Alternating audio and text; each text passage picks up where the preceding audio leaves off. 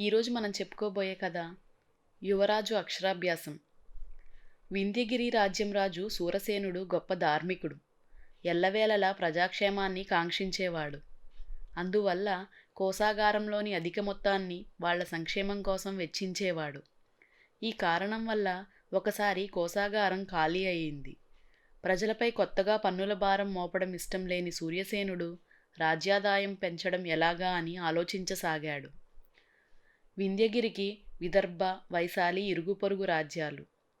విదర్భ రాజైన చంద్రకాంతుడు, వైశాలి రాజైన మహిధరుల దృష్టి ఆర్థికంగా, సైనికంగా బలహీనమైన వింధ్యగిరి రాజ్యం మీద పడింది. ఆ ఇద్దరు అధిక రాజ్యకాంక్షాపరులు. ఒకరినొకరు కబళించడానికి తగిన సమయం కోసం ఎదురుచూస్తున్నారు.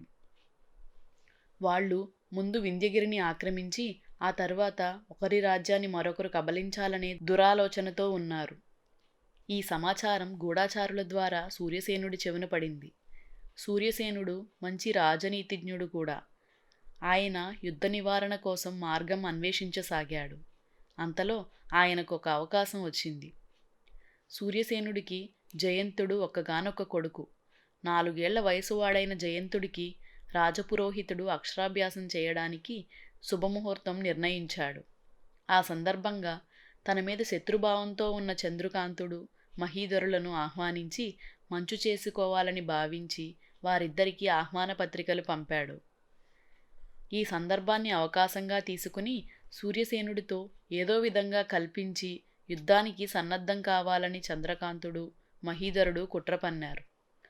వాళ్ళు యువరాజు అక్షరాభ్యాసానికి హాజరయ్యారు. సూర్యసేనుడు ఆ ఇద్దరికీ అతిథి మర్యాదలు చేశాడు. స్నేహపూరిత వాతావరణంలో ఆయన చేసిన విందు ముగిసింది. ఆ తర్వాత విదర్భరాజు చంద్రకాంతుడు సూర్యసేనుడికి ఒక బంగారు పలక అందిస్తూ, అక్షరాభ్యాసం వేడుక సమయాన దీన్ని ఉపయోగించండి అన్నాడు. ఆ మరుక్షణం వైశాలిరాజు మహీధరుడు ఏనుగు దంతంతో తయారు చేసిన అందమైన పలకను సూర్యసేనుడికిస్తూ, సరస్వతి ఆలయంలో ప్రత్యేక పూజలు చేయించి తెచ్చిన పలక ఇది. యువరాజు చేత ఈ పలక మీద అక్షరాలు రాయిస్తే గొప్ప విద్యావంతుడవుతాడు అన్నాడు. దీనితో సూర్యసేనుడు ఇరుకున పడ్డాడు. అయినా చెరగని చిరునవ్వుతో పలకలను అందుకుని, మీ అభిమానానికి చాలా కృతజ్ఞతలు అన్నాడు. చంద్రకాంతుడు, మహీధరుడు తీవ్రమైన ఆలోచనలతో తమ తమ అతిథి మందిరాలకు చేరుకున్నారు. సూర్యసేనుడు తానిచ్చిన బంగారు పలక కాకుండా మహీధరుడిచ్చిన పలకతో యువరాజుకు అక్షరాభ్యాసం చేయిస్తే అది అవమానం అని చెప్పి వింధ్యగిరి మీదకి యుద్ధానికి బయలుదేరాలని ఆలోచించాడు చంద్రకాంతుడు. మహీధరుడు కూడా అదే విధంగా ఆలోచించాడు. పలకల విషయంలో ఆ ఇద్దరు రాజుల కుతంత్రాన్ని సూర్యసేనుడు అర్థం చేసుకున్నాడు. అయినా ఏం చేయాలో తోచక తీవ్రమైన ఆలోచనలో పడ్డాడు. ఆ మర్నాడు యువరాజు అక్షరాభ్యాస శుభముహూర్తం వచ్చింది. రాజ్యాచారం ప్రకారం మహారాజు, యువరాజు పట్టపుటేనుగు మీద ఊరేగుతూ ప్రజల ఆశీస్సులు స్వీకరించాలి. అందంగా అలంకరించబడిన పట్టపుటేనుగు మీద రాజు సూర్యసేనుడు, యువరాజు జయంతుడు బయలుదేరారు.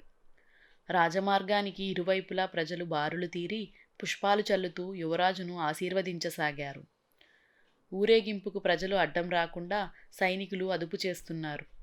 ఆ సమయంలో మహారాజు దృష్టి ఒక బాలుడి మీద పడింది. వాడికి 5 ఏళ్ల వయసుంటుంది. చేతిలో పలక పట్టుకుని ఏనుగు మీద యువరాజుకేసి చూపుతూ ఒకటే ఏడుస్తున్నాడు. వాడి తల్లి సముదాయించడానికి తంటాలు పడుతున్నది. సూర్యసేనుడు మావటివాడికి చెప్పి పట్టపుటేనుగును ఆపించి ఆ బాలుడి తల్లి వద్దకు వెళ్ళాడు. రాజును చూసి ఆమె భయపడుతూ, క్షమించండి మహారాజా, ఈ శుభ సమయాన వీడు విలపించడం తప్పే అని చేతులు జోడించింది.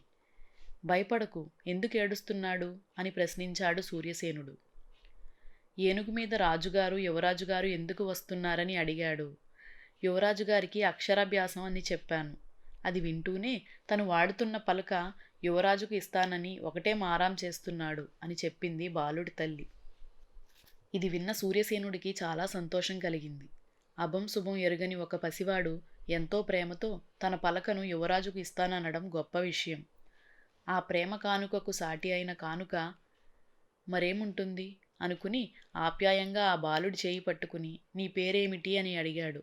సుధాముడు అని చెప్పాడు బాలుడు కన్నీళ్లు తుడుచుకుంటూ.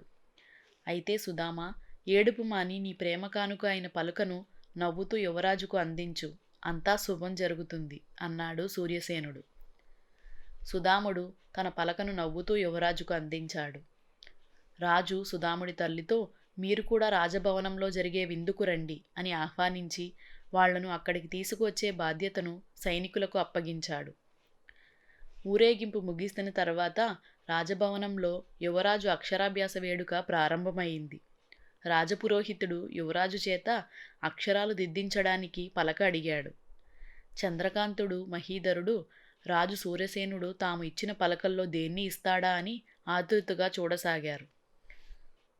అప్పుడు సూర్యసేనుడు లేచి సభికులకేసి రాజులకేసి ఒకసారి పరిశీలనగా చూసి, యువరాజు అక్షరాభ్యాస ఉత్సవానికి ప్రత్యేక అతిథులుగా విచ్చేసిన సాటి రాజులైన నా మిత్రులు యువరాజు విద్యాభివృద్ధికి కాంక్షిస్తూ ఒకరు శుభప్రదమైన బంగారు పలకను, ఇంకొకరు సరస్వతి ఆలయంలో పూజింపబడిన దంతపు పలకను కానుకలుగా ఇచ్చారు.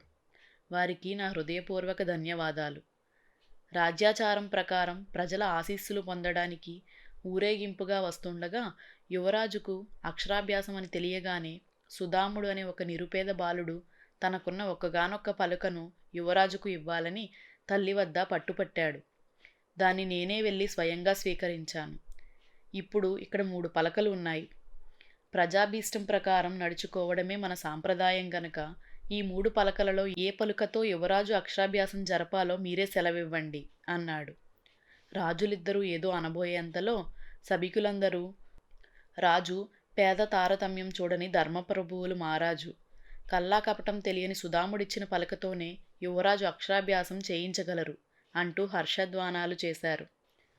యువరాజు జయంతుడి అక్షరాభ్యాసం సుదాముడిచ్చిన పలకతో ప్రారంభమైంది. రాజు సూర్యసేనుడికి సామాన్య ప్రజల పట్ల, ప్రజలకు ఆయన మీద ఉన్న అన్యోన్య గౌరవాభిమానాలు ప్రత్యక్షంగా చూసిన చంద్రకాంతుడు, మహీధరుడు అబ్బురపాటు చెందారు. రాజైన వాడికి కావలసింది కేవలం ఆర్థిక, సైనిక బలం మాత్రమే కాదని, ప్రజల నుంచి భక్తి గౌరవాలని గ్రహించారు. ప్రజలను కన్నబిడ్డల్లా చూసుకోవడం వల్ల రాజు సూర్యసేనుడికి అవి ప్రజల నుంచి పుష్కలంగా లభిస్తున్నవి. ఆదర్శవంతుడైన అలాంటి రాజు పట్ల శత్రుభావం పాటించడం ధర్మవిరుద్ధం అనుకున్నారు. ఉభయులు ఆయన మైత్రిని కోరారు. ఆ తర్వాత సూర్యసేనుడు విదర్భ, వైశాలి రాజులను ఘనంగా సత్కరించి విలువైన కానుకలతో సాగనంపాడు. పెను తుఫాను అవుతుందనుకున్న సమస్య దూదిపింజలా తేలిపోవడానికి కారకుడైన సుదాముడి కుటుంబాన్ని సూర్యసేనుడు ఆదుకోవడమే కాకుండా సుదాముడు యువరాజుతో పాటు విద్యాభ్యాసం చేసేందుకు తగిన ఏర్పాట్లు చేశాడు. ఇదండి యువరాజు అక్షరాభ్యాసం. ఈ కథ మీకు నచ్చిందా? నచ్చితే మీ ఫ్రెండ్స్, రిలేటివ్స్తో షేర్ చేయండి. మరిన్ని మంచి కథల కోసం మన ఛానల్ను సబ్స్క్రైబ్ చేసుకోండి. Thank you.